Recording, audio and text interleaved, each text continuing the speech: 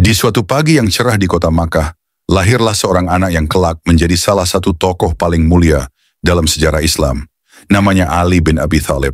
Ia lahir dari keluarga Bani Hashim, keluarga yang sama dengan Rasulullah, menjadikannya sepupu Nabi sekaligus sahabat terdekatnya. Sejak kecil, Ali sudah menunjukkan kecerdasan dan keberaniannya. Ia tumbuh dalam rumah tangga yang penuh dengan kebijaksanaan, dan lebih dari itu, ia tumbuh di bawah naungan Rasulullah sendiri.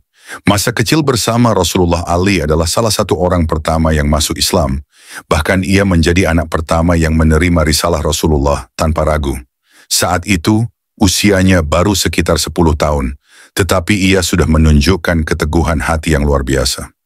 Saat Rasulullah mulai berdakwah secara terbuka, orang-orang Quraisy mulai memusuhi beliau. Mereka mengolok-olok, menghina, bahkan mencoba membunuh. Tapi Ali, meskipun masih remaja, tidak pernah gentar. Puncak keberaniannya terlihat ketika Rasulullah hendak berhijrah ke Madinah. Malam itu kaum Quraisy telah bersekongkol untuk membunuh Nabi. Namun Ali dengan berani-berani tidur di tempat tidur Rasulullah untuk mengelabui para pembunuh. Dengan hati yang penuh keimanan, ia rela mempertaruhkan nyawanya demi melindungi Nabi. Ketika para pembunuh Quraisy menetap di rumah Nabi dan mengangkat selimut, mereka terkejut. Bukan Muhammad yang ada di sana, melainkan Ali bin Abi Thalib. Malam itu, rencana mereka gagal dan Rasulullah berhasil hijrah ke Madinah. Di medan perang, keberanian yang tak tertandingi. Setelah hijrah, kaum muslimin mengalami berbagai peperangan untuk mempertahankan agama Islam. Dalam setiap peperangan itu, Ali selalu berada di garis depan. 1. Perang Badar. Saat perang Badar berkecamuk, Ali adalah salah satu pahlawan yang paling bersinar. Dengan pedangnya yang bernama Zulfiqar, ia mengalahkan banyak musuh, termasuk tokoh-tokoh Quraisy yang menentang Islam. 2. Perang Uhud. Dalam perang Uhud, ketika pasukan muslim sempat terdesak, Ali bertarung dengan gagah berani untuk melindungi Rasulullah. Apalagi saat sebagian sahabat melarikan diri karena serangan mendadak dari pasukan Quraisy, Ali tetap bertahan di sisi Nabi dan terus menggunakan kacamata tanpa rasa takut. 3.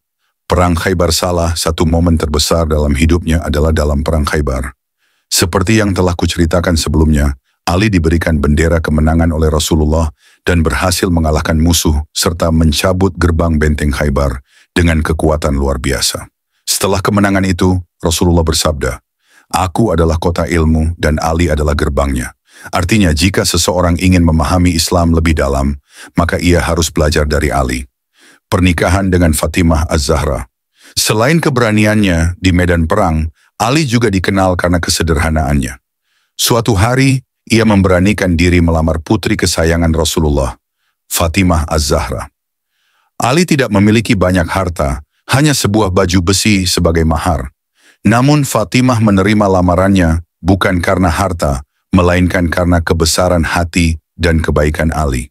Pernikahan mereka menjadi contoh rumah tangga yang penuh dengan cinta, kesabaran, dan keimanan. Dari pernikahan ini mereka dikaruniai anak-anak yang luar biasa, termasuk Hasan dan Husain, yang kelak menjadi pemimpin kaum muslimin dan cucu kesayangan Rasulullah, menjadi khalifah dan tantangan besar.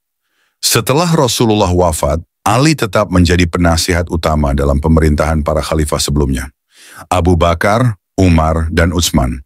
Namun setelah Khalifah Utsman dibunuh, kaum muslimin meminta Ali untuk menjadi khalifah keempat. Meskipun Ali enggan menerima jabatan ini, akhirnya ia bersedia menjaga persatuan umat Islam. Namun, masa pemerintahannya penuh dengan ujian.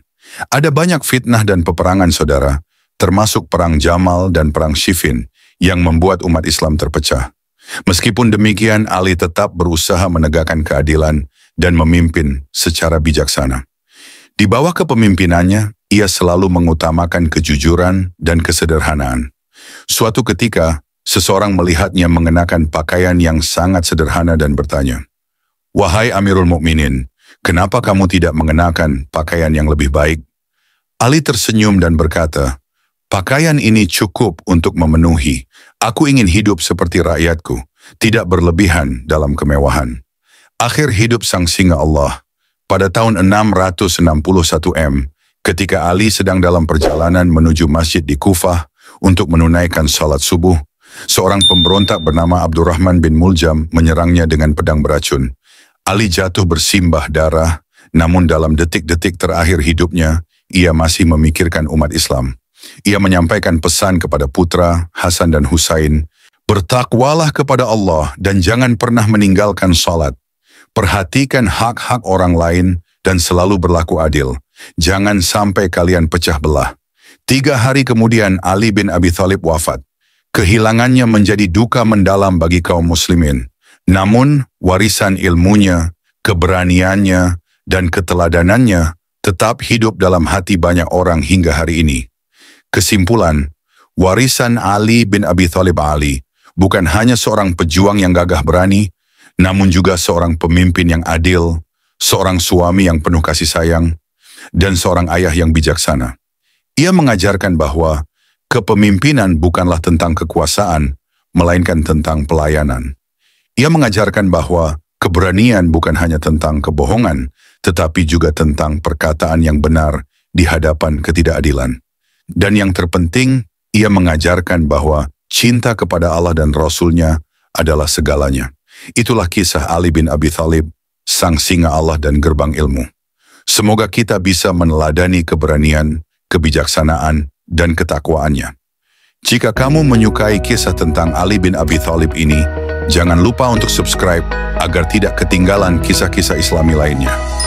Jangan ragu untuk meninggalkan komentar tentang bagian mana dari kisah ini yang paling menginspirasi kamu. Juga tekan tombol like jika kisah ini bermanfaat dan jangan lupa untuk share agar lebih banyak orang bisa belajar dari keteladanan Ali bin Abi Thalib. Terima kasih sudah membaca, semoga bermanfaat.